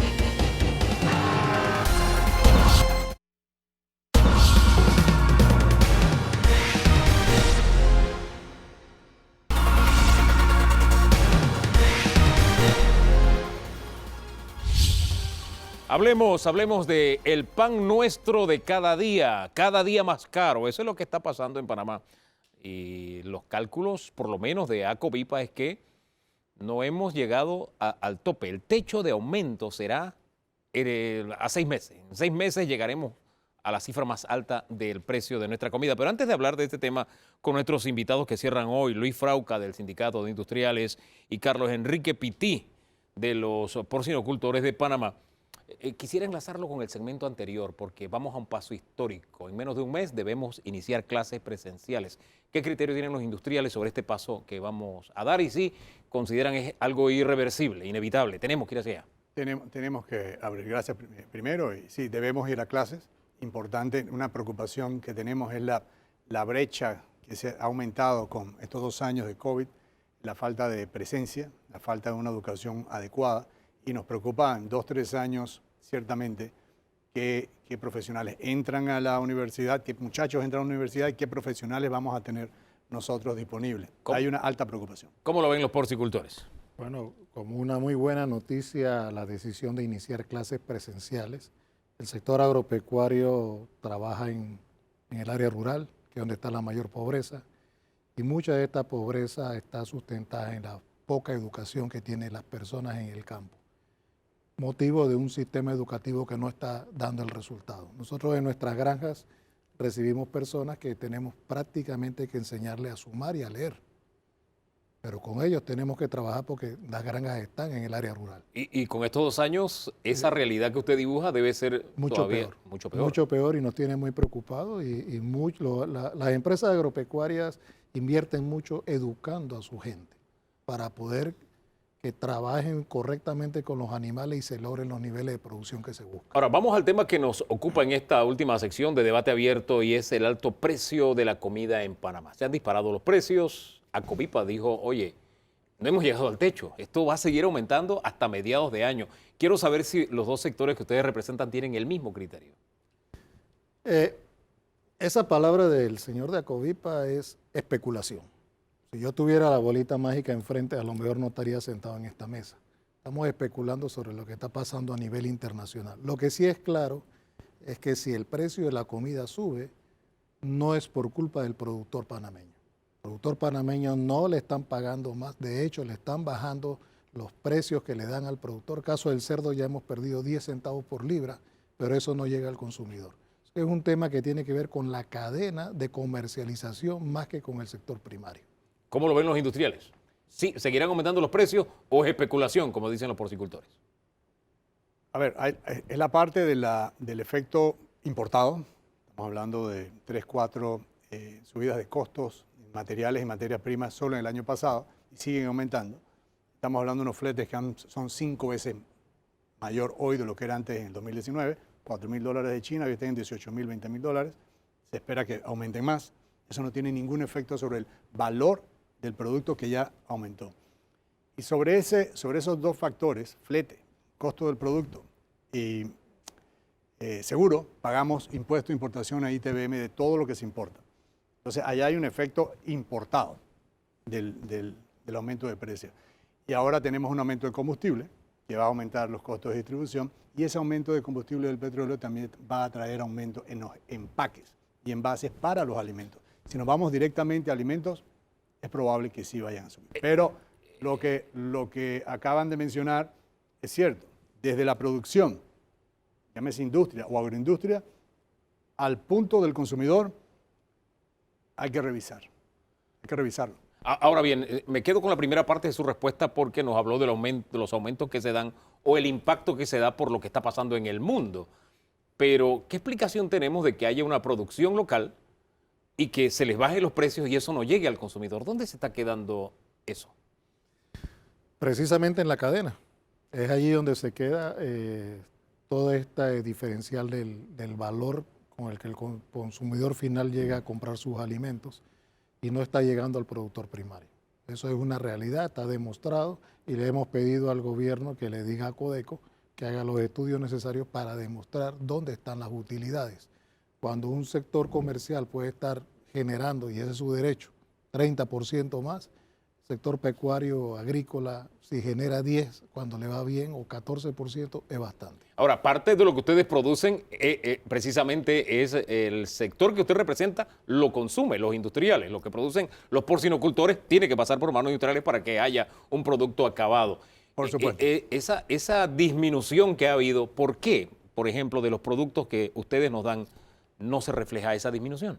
Bueno, es que en el caso del sector primario, ¿sí?, el sector industrial que recibe, ahí tenemos nosotros una negociación que es privada. Sí. De la misma forma, el producto terminado llega al consumidor por un intermediario, hay cadenas. Ciertamente entrar a analizar en un mercado que se supone es libre, cada quien debe poder manejar su negocio como quiera. ¿Ok? Y la especulación viene de la diferencia entre lo que estamos produciendo y lo que está llegando al punto del consumidor. Esa diferencia, hay muchos factores que deben ser analizados. Por ejemplo, en las cadenas, ya lo habíamos conversado, en las cadenas, en los puntos de venta al consumidor, ¿cuáles son los factores que inciden? ¿Qué negociaciones hay entre el productor y la cadena? El que es el punto frente al consumidor. ¿Cuáles son esas negociaciones? ¿Cuáles son los costos que inciden? Tiene que haber algún punto de escape porque la lógica me dice si yo compro al productor más barato, el producto terminado debe llegarme a mí como consumidor más barato. Es un asunto como de lógica simple y elemental. ¿Qué es lo que provoca que eso no nos llegue a nosotros, los consumidores? Carlos. Con respecto al agro panameño, si tú analizas el universo de lo que es la canasta básica, ¿cuántos productos de esa canasta básica son elaborados en Panamá? Cuando me hablan de la canasta básica que va a subir de precio, ¿cuánto de eso es importado? ¿Cuánto es producido en Panamá? El factor combustible es muy importante. Traer un producto agropecuario de Chiriquí a Panamá pagando un combustible que toda la semana sube y nadie cuestiona la parte del combustible. O sea, hay, como dice el ingeniero Frauca, es toda la cadena, hay que analizar los costos, dónde está el problema. Es decir, bajó de un lado, pero me aumentaron el combustible y ahí trato de interpretar lo que me dicen, porque yo como consumidor tengo la expectativa de que, oye, algo tiene que bajar aquí porque todo me está subiendo. Sí. Internamente, ya hablamos de los costos importados. Ante eso no tenemos control. Sí. Ahora veamos qué es lo que nosotros podemos controlar. Energía eléctrica pareciera que nunca baja. ¿Ok? No toquemos ese tema porque parece también un factor importado. Es nuestro viento, nuestra agua, es nuestra luz, pero no baja. Ok. Mano de obra. Sabemos que tenemos la mano de obra más cara en toda Latinoamérica. Y a nosotros es algo que no nos preocupa. Lo que nos preocupa y siempre nos ha preocupado en el sector industrial es que no se evalúe la productividad de esa mano de obra. ¿Ok? No lo estamos haciendo. Ese parece ser un factor que no podemos controlar. Ahora, ¿qué controlamos nosotros internamente? Eficiencia. Tenemos que ser más eficientes. ¿En qué medida nosotros podemos ser más eficientes si entre el productor y el consumidor hay quien define cuál es el precio a ese consumidor? No somos nosotros. Prácticamente la industria no ha subido los precios en COVID. Era inaceptable. Pero bebidas y alimentos y agroindustria permaneció produciendo en toda la pandemia. Mantuvimos al país alimentado y con todos los insumos básicos que se necesitaban. Vamos a los precios Probamos que que se está podía. comprando el consumidor, que le aumentó la canasta básica este último mes a $270. ¿Qué productos aumentaron? Bueno, aumentó el pan michita. Bueno, ahí hay producto importado también. Trigo. La Trigo, que ha carne subido para sopa, la costilla, esa es producción nacional en su gran mayoría. 68 centavos. La leche en polvo también aumentó. La salchicha nacional empacada aumentó.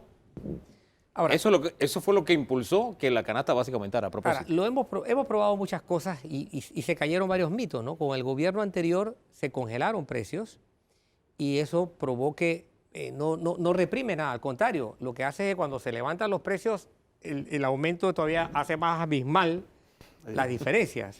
Esa es la primera desmitificación importante que creo que queda en evidencia. Ahora, hay otros factores. ¿Qué tanto pesan? Quiero mencionárselo. El costo del dinero en Panamá.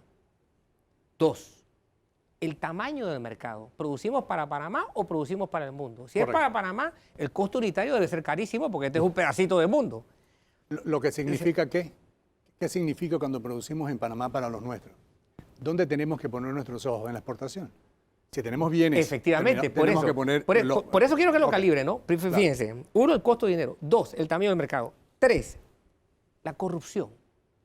¿La corrupción es acaso de verdad un impuesto que encarece? Y fíjense que no hablo solamente de lo que es la trampa explícita, no, sino el simple hecho de cuánto me demora a mí un proceso que relacione a la empresa privada o al productor con el gobierno. Esa demora, ¿cuánto cuesta en plata? Y por último... La burocracia, como le llamamos acá. Exacto. Eso cuesta. Que al final Es un costo. termina en corrupción porque alguien le va a decir, oye, si quiere que salga rápido tu asunto, engrasa por acá. Y por último, la falta de tecnología, el mundo rudimentario que convive en Panamá con el mundo moderno, esos dos Panamá. Esos 4 factores, ¿pesan a la hora de establecer costos de verdad o son o es pura teoría? Vamos, la respuesta de los dos. La primera, me voy a basar en los dos últimos. Tecnología, me voy al último, tecnología.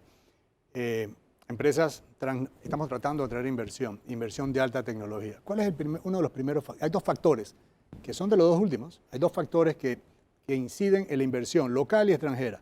Uno, ¿qué tan preparados estamos para poder manejar tecnología? ¿Tenemos la preparación? ¿Tenemos la gente? ¿Tenemos las carreras? Pues nosotros, los industriales locales y los de afuera, dicen, ¿dónde está el equipo humano? ¿Cómo nos están preparando? No se está preparando. 1. Y COVID lo ha empeorado. 2. Burocracia, corrupción, tramitología. Toda inversión requiere saber que si hoy inicio, en un año o en un tiempo definido, yo estoy arrancando. No se puede. Los trámites son demorados, son manuales. Y viene la parte de burocracia, corrupción que se va mezclando. Este es un país donde para que algo se haga, yo tengo que conocer a alguien. No necesariamente es corrupción, pero depende de un individuo que le diga a otro que haga algo. Eso no tiene lógica. Hay procesos que deben cumplirse, tanto para el que lo solicita como para el que lo gestiona. Punto. Estamos en ese nivel de pedir un favor. Carlos. ¿Cómo lo ven ustedes? Yo me enfocaría un poco en lo que llaman aquí corrupción, que yo diría que es más bien la falta de profesionalización del sector gobierno. Vivimos todos los días creando leyes y decretos nuevos, pero esas leyes y decretos no van dirigidas a facilitar la producción, sino a controlar la producción. Entonces, un funcionario de escritorio que nunca ha producido absolutamente nada es el que pretende dictar por vía de leyes y decretos cómo producir. Y eso es una pelea permanente que tenemos en el sector agro con las diferentes instituciones de gobierno. Tamaño de mercado es importantísimo. Para poder exportar necesitamos que se venda a Panamá. Todo ese cuerpo diplomático que ya se lo hemos pedido al presidente de la República, ese cuerpo diplomático tiene que salir a ayudar a Panamá a vender los productos en el extranjero. ¿Y ha habido algún nivel de respuesta? ¿Se está haciendo? Aún no. Eso es un tema que si tú vas a otras embajadas de otros países... Aquí veíamos al embajador de Holanda promoviendo cebolla importada. Aquí vemos a la embajada de Estados Unidos promoviendo su producto, pero yo no he escuchado de un embajador panameño promoviendo productos panameños. Entonces al productor que quiere exportar le toca prácticamente el 100% de la tarea. Ver cómo se les arregla solo. Hay algo que a mí, yo tengo muchos vínculos con Chiriquí y hay algo que a mí me impacta, ¿no? Renacimiento es tremendo productor de frijol. Pero el frijol se va acá en su mayoría a Costa Rica y nos viene enlatado. ¿Cómo se come eso? Literalmente, ¿cómo se come eso? Se come caro. No solo el frijol. Mandamos 500 toneladas de cacao en vez de producir el chocolate aquí. Se van las 500 toneladas de cacao, pero después compramos las tabletas en $5 de producto terminado. Y así hay una cantidad enorme de productos que pudiésemos nosotros procesar localmente. Pero volvemos a lo mismo. Infraestructura, puertos. Sacar un contenedor de Chiriquí a Panamá te puede costar tanto como mandarlo de aquí a Miami. No tiene sentido. No tenemos puertos, carreteras, un circuito eléctrico que sea redundante. Ninguna industria se va a instalar en un lugar donde no tenga esa seguridad. Entonces necesitamos infraestructura y viene la parte de educación importante para volver a llevar al interior progreso, pero sobre todo trabajo. Ahora, esta es la realidad objetiva y son los múltiples factores económicos que de alguna forma influyen en lo que está llegándole al consumidor, que son precios caros. Hay quienes no manejan estos términos y le venden al consumidor una frase muy sencilla. Estos son los ricos que están haciendo más plata y a ti que eres pobre te están haciendo más pobre. Un discurso bastante peligroso a propósito, pero a la postre sí, es verdad, el consumidor cada día está pagando más por lo que consume y no es solamente un fenómeno local. Pero ¿habrá alguna esperanza para el consumidor panameño? Debemos llegar a la normalidad, yo te lo digo. Una empresa, y es un número bastante estándar, una empresa de 100 empleados, una industria, vamos a hablar de industria, de 100 empleados, aproximadamente lo que le ha costado la pandemia anualmente, mascarilla, desinfección, análisis, tiempo, horas hombre, aproximadamente estamos hablando de $100,000. 100 empleados más o menos. Nebulizar, desinfectar las áreas. ¿Cuántos de esos productos han subido por esa razón? Estamos tragando. Pero eso es lo que cuesta, porque estas condiciones son completamente diferentes a las que teníamos. Cuando lleguemos a esa normalidad debe haber un ajuste, pero el ajuste lo debe hacer el mercado. Tenemos que mejorar la condición de consumo del panameño y para eso, ¿qué necesitamos? Gente trabajando. Ahora, la condición del mercado en Panamá es bien especial. Aquí los aumentos se dan porque aumentó la gasolina, la electricidad, todo esto que hablamos hace un rato. Pero a la hora de bajar no lo hacen a la misma velocidad que todo eso que causó o provocó el aumento. ¿Pero habrá alguna esperanza para el consumidor? Yo pienso que sí, pero la verdadera esperanza es la generación del empleo. Sí. Hay una realidad, no hay comida barata para el que no tiene empleo. Y eso es lo que nosotros le planteamos al gobierno, que mucho cuidado con toda esta cantidad de tratados que han firmado, que lo único que está generando es desempleo en el país, no está generando oportunidades. Valor agregado, el ejemplo que ponía del poroto chiricano que va a Costa Rica y regresa enlatado. Poner una industria en Panamá te somete a una cantidad de regulaciones del Estado para procesar un producto primario, es más fácil importarlo y me ahorro todos esos problemas. ¿Hay que corregir el tema de los tratados? Ustedes han planteado que sí. Definitivamente sí. No todo el tratado. Hay ciertos rubros que generan mucho empleo en el país, que por diferentes condiciones, sobre todo el tamaño del mercado, sí, no pueden competir de tú a tú. Y si eso se va al traste, va a sufrir mucho el país porque más de casi la mitad de la población está dependiendo del sector. ¿Ustedes rubrican esa misma posición? Sí, sí, el sector industrial y el sector agro en conjunto, que están en 440,000 empleos, ¿no? El sector, la parte comercio, está como en 460. Para que veamos la importancia que tiene el sector agro y el sector industrial en la creación de empleos que normalmente en la industria son estables. No puedes tener gente que esté operando maquinaria, líneas de producción y pensar que la vas a rotar. No existe. Son empleos de larga duración. Entonces, importante irnos moviendo hacia la industrialización, pero tiene que ser con infraestructura. Se supone que vamos a tener una matriz energética en unos 2 o 3 años que va a reducir el costo de la energía. Lo hemos escuchado antes, pero pensamos que vamos en una buena dirección en esa parte. Y la parte de educación. No podemos contratar. Tenemos ahora mismo problemas para la contratación de personal preparado. Bueno, ese es el mar de fondo que tenemos. El tema es el pan nuestro de cada día parece que va a seguir siendo aún más caro cada día. Eso como que no va a cambiar. Y preocupante, ¿no? Preocupante que de boca de los industriales se diga que les llama la atención la distancia que hay entre educación, oferta de mano de obra y demanda de mano de obra. Por eso, cuando hablamos de vamos a seguir con una educación híbrida, no que todavía no estamos preparados, no que si los colegios, que si el agua, yo miraría con mucho cuidado ese tema. Es un reto que tenemos que enfrentar dentro de nuestra realidad y cada uno de nosotros hacer lo que es posible, tal como ha quedado plasmado durante el transcurso del programa de hoy. Señores, gracias por habernos acompañado. Gracias. A ustedes por la sintonía. El próximo domingo, primero Dios, juntos otra vez. Esta tarde en Eco TV usted puede ver completo el programa. De aquí entonces, pues hacemos el esfuerzo y nos seguimos regalando el mejor domingo de nuestras vidas. ¿Le parece? Bendiciones.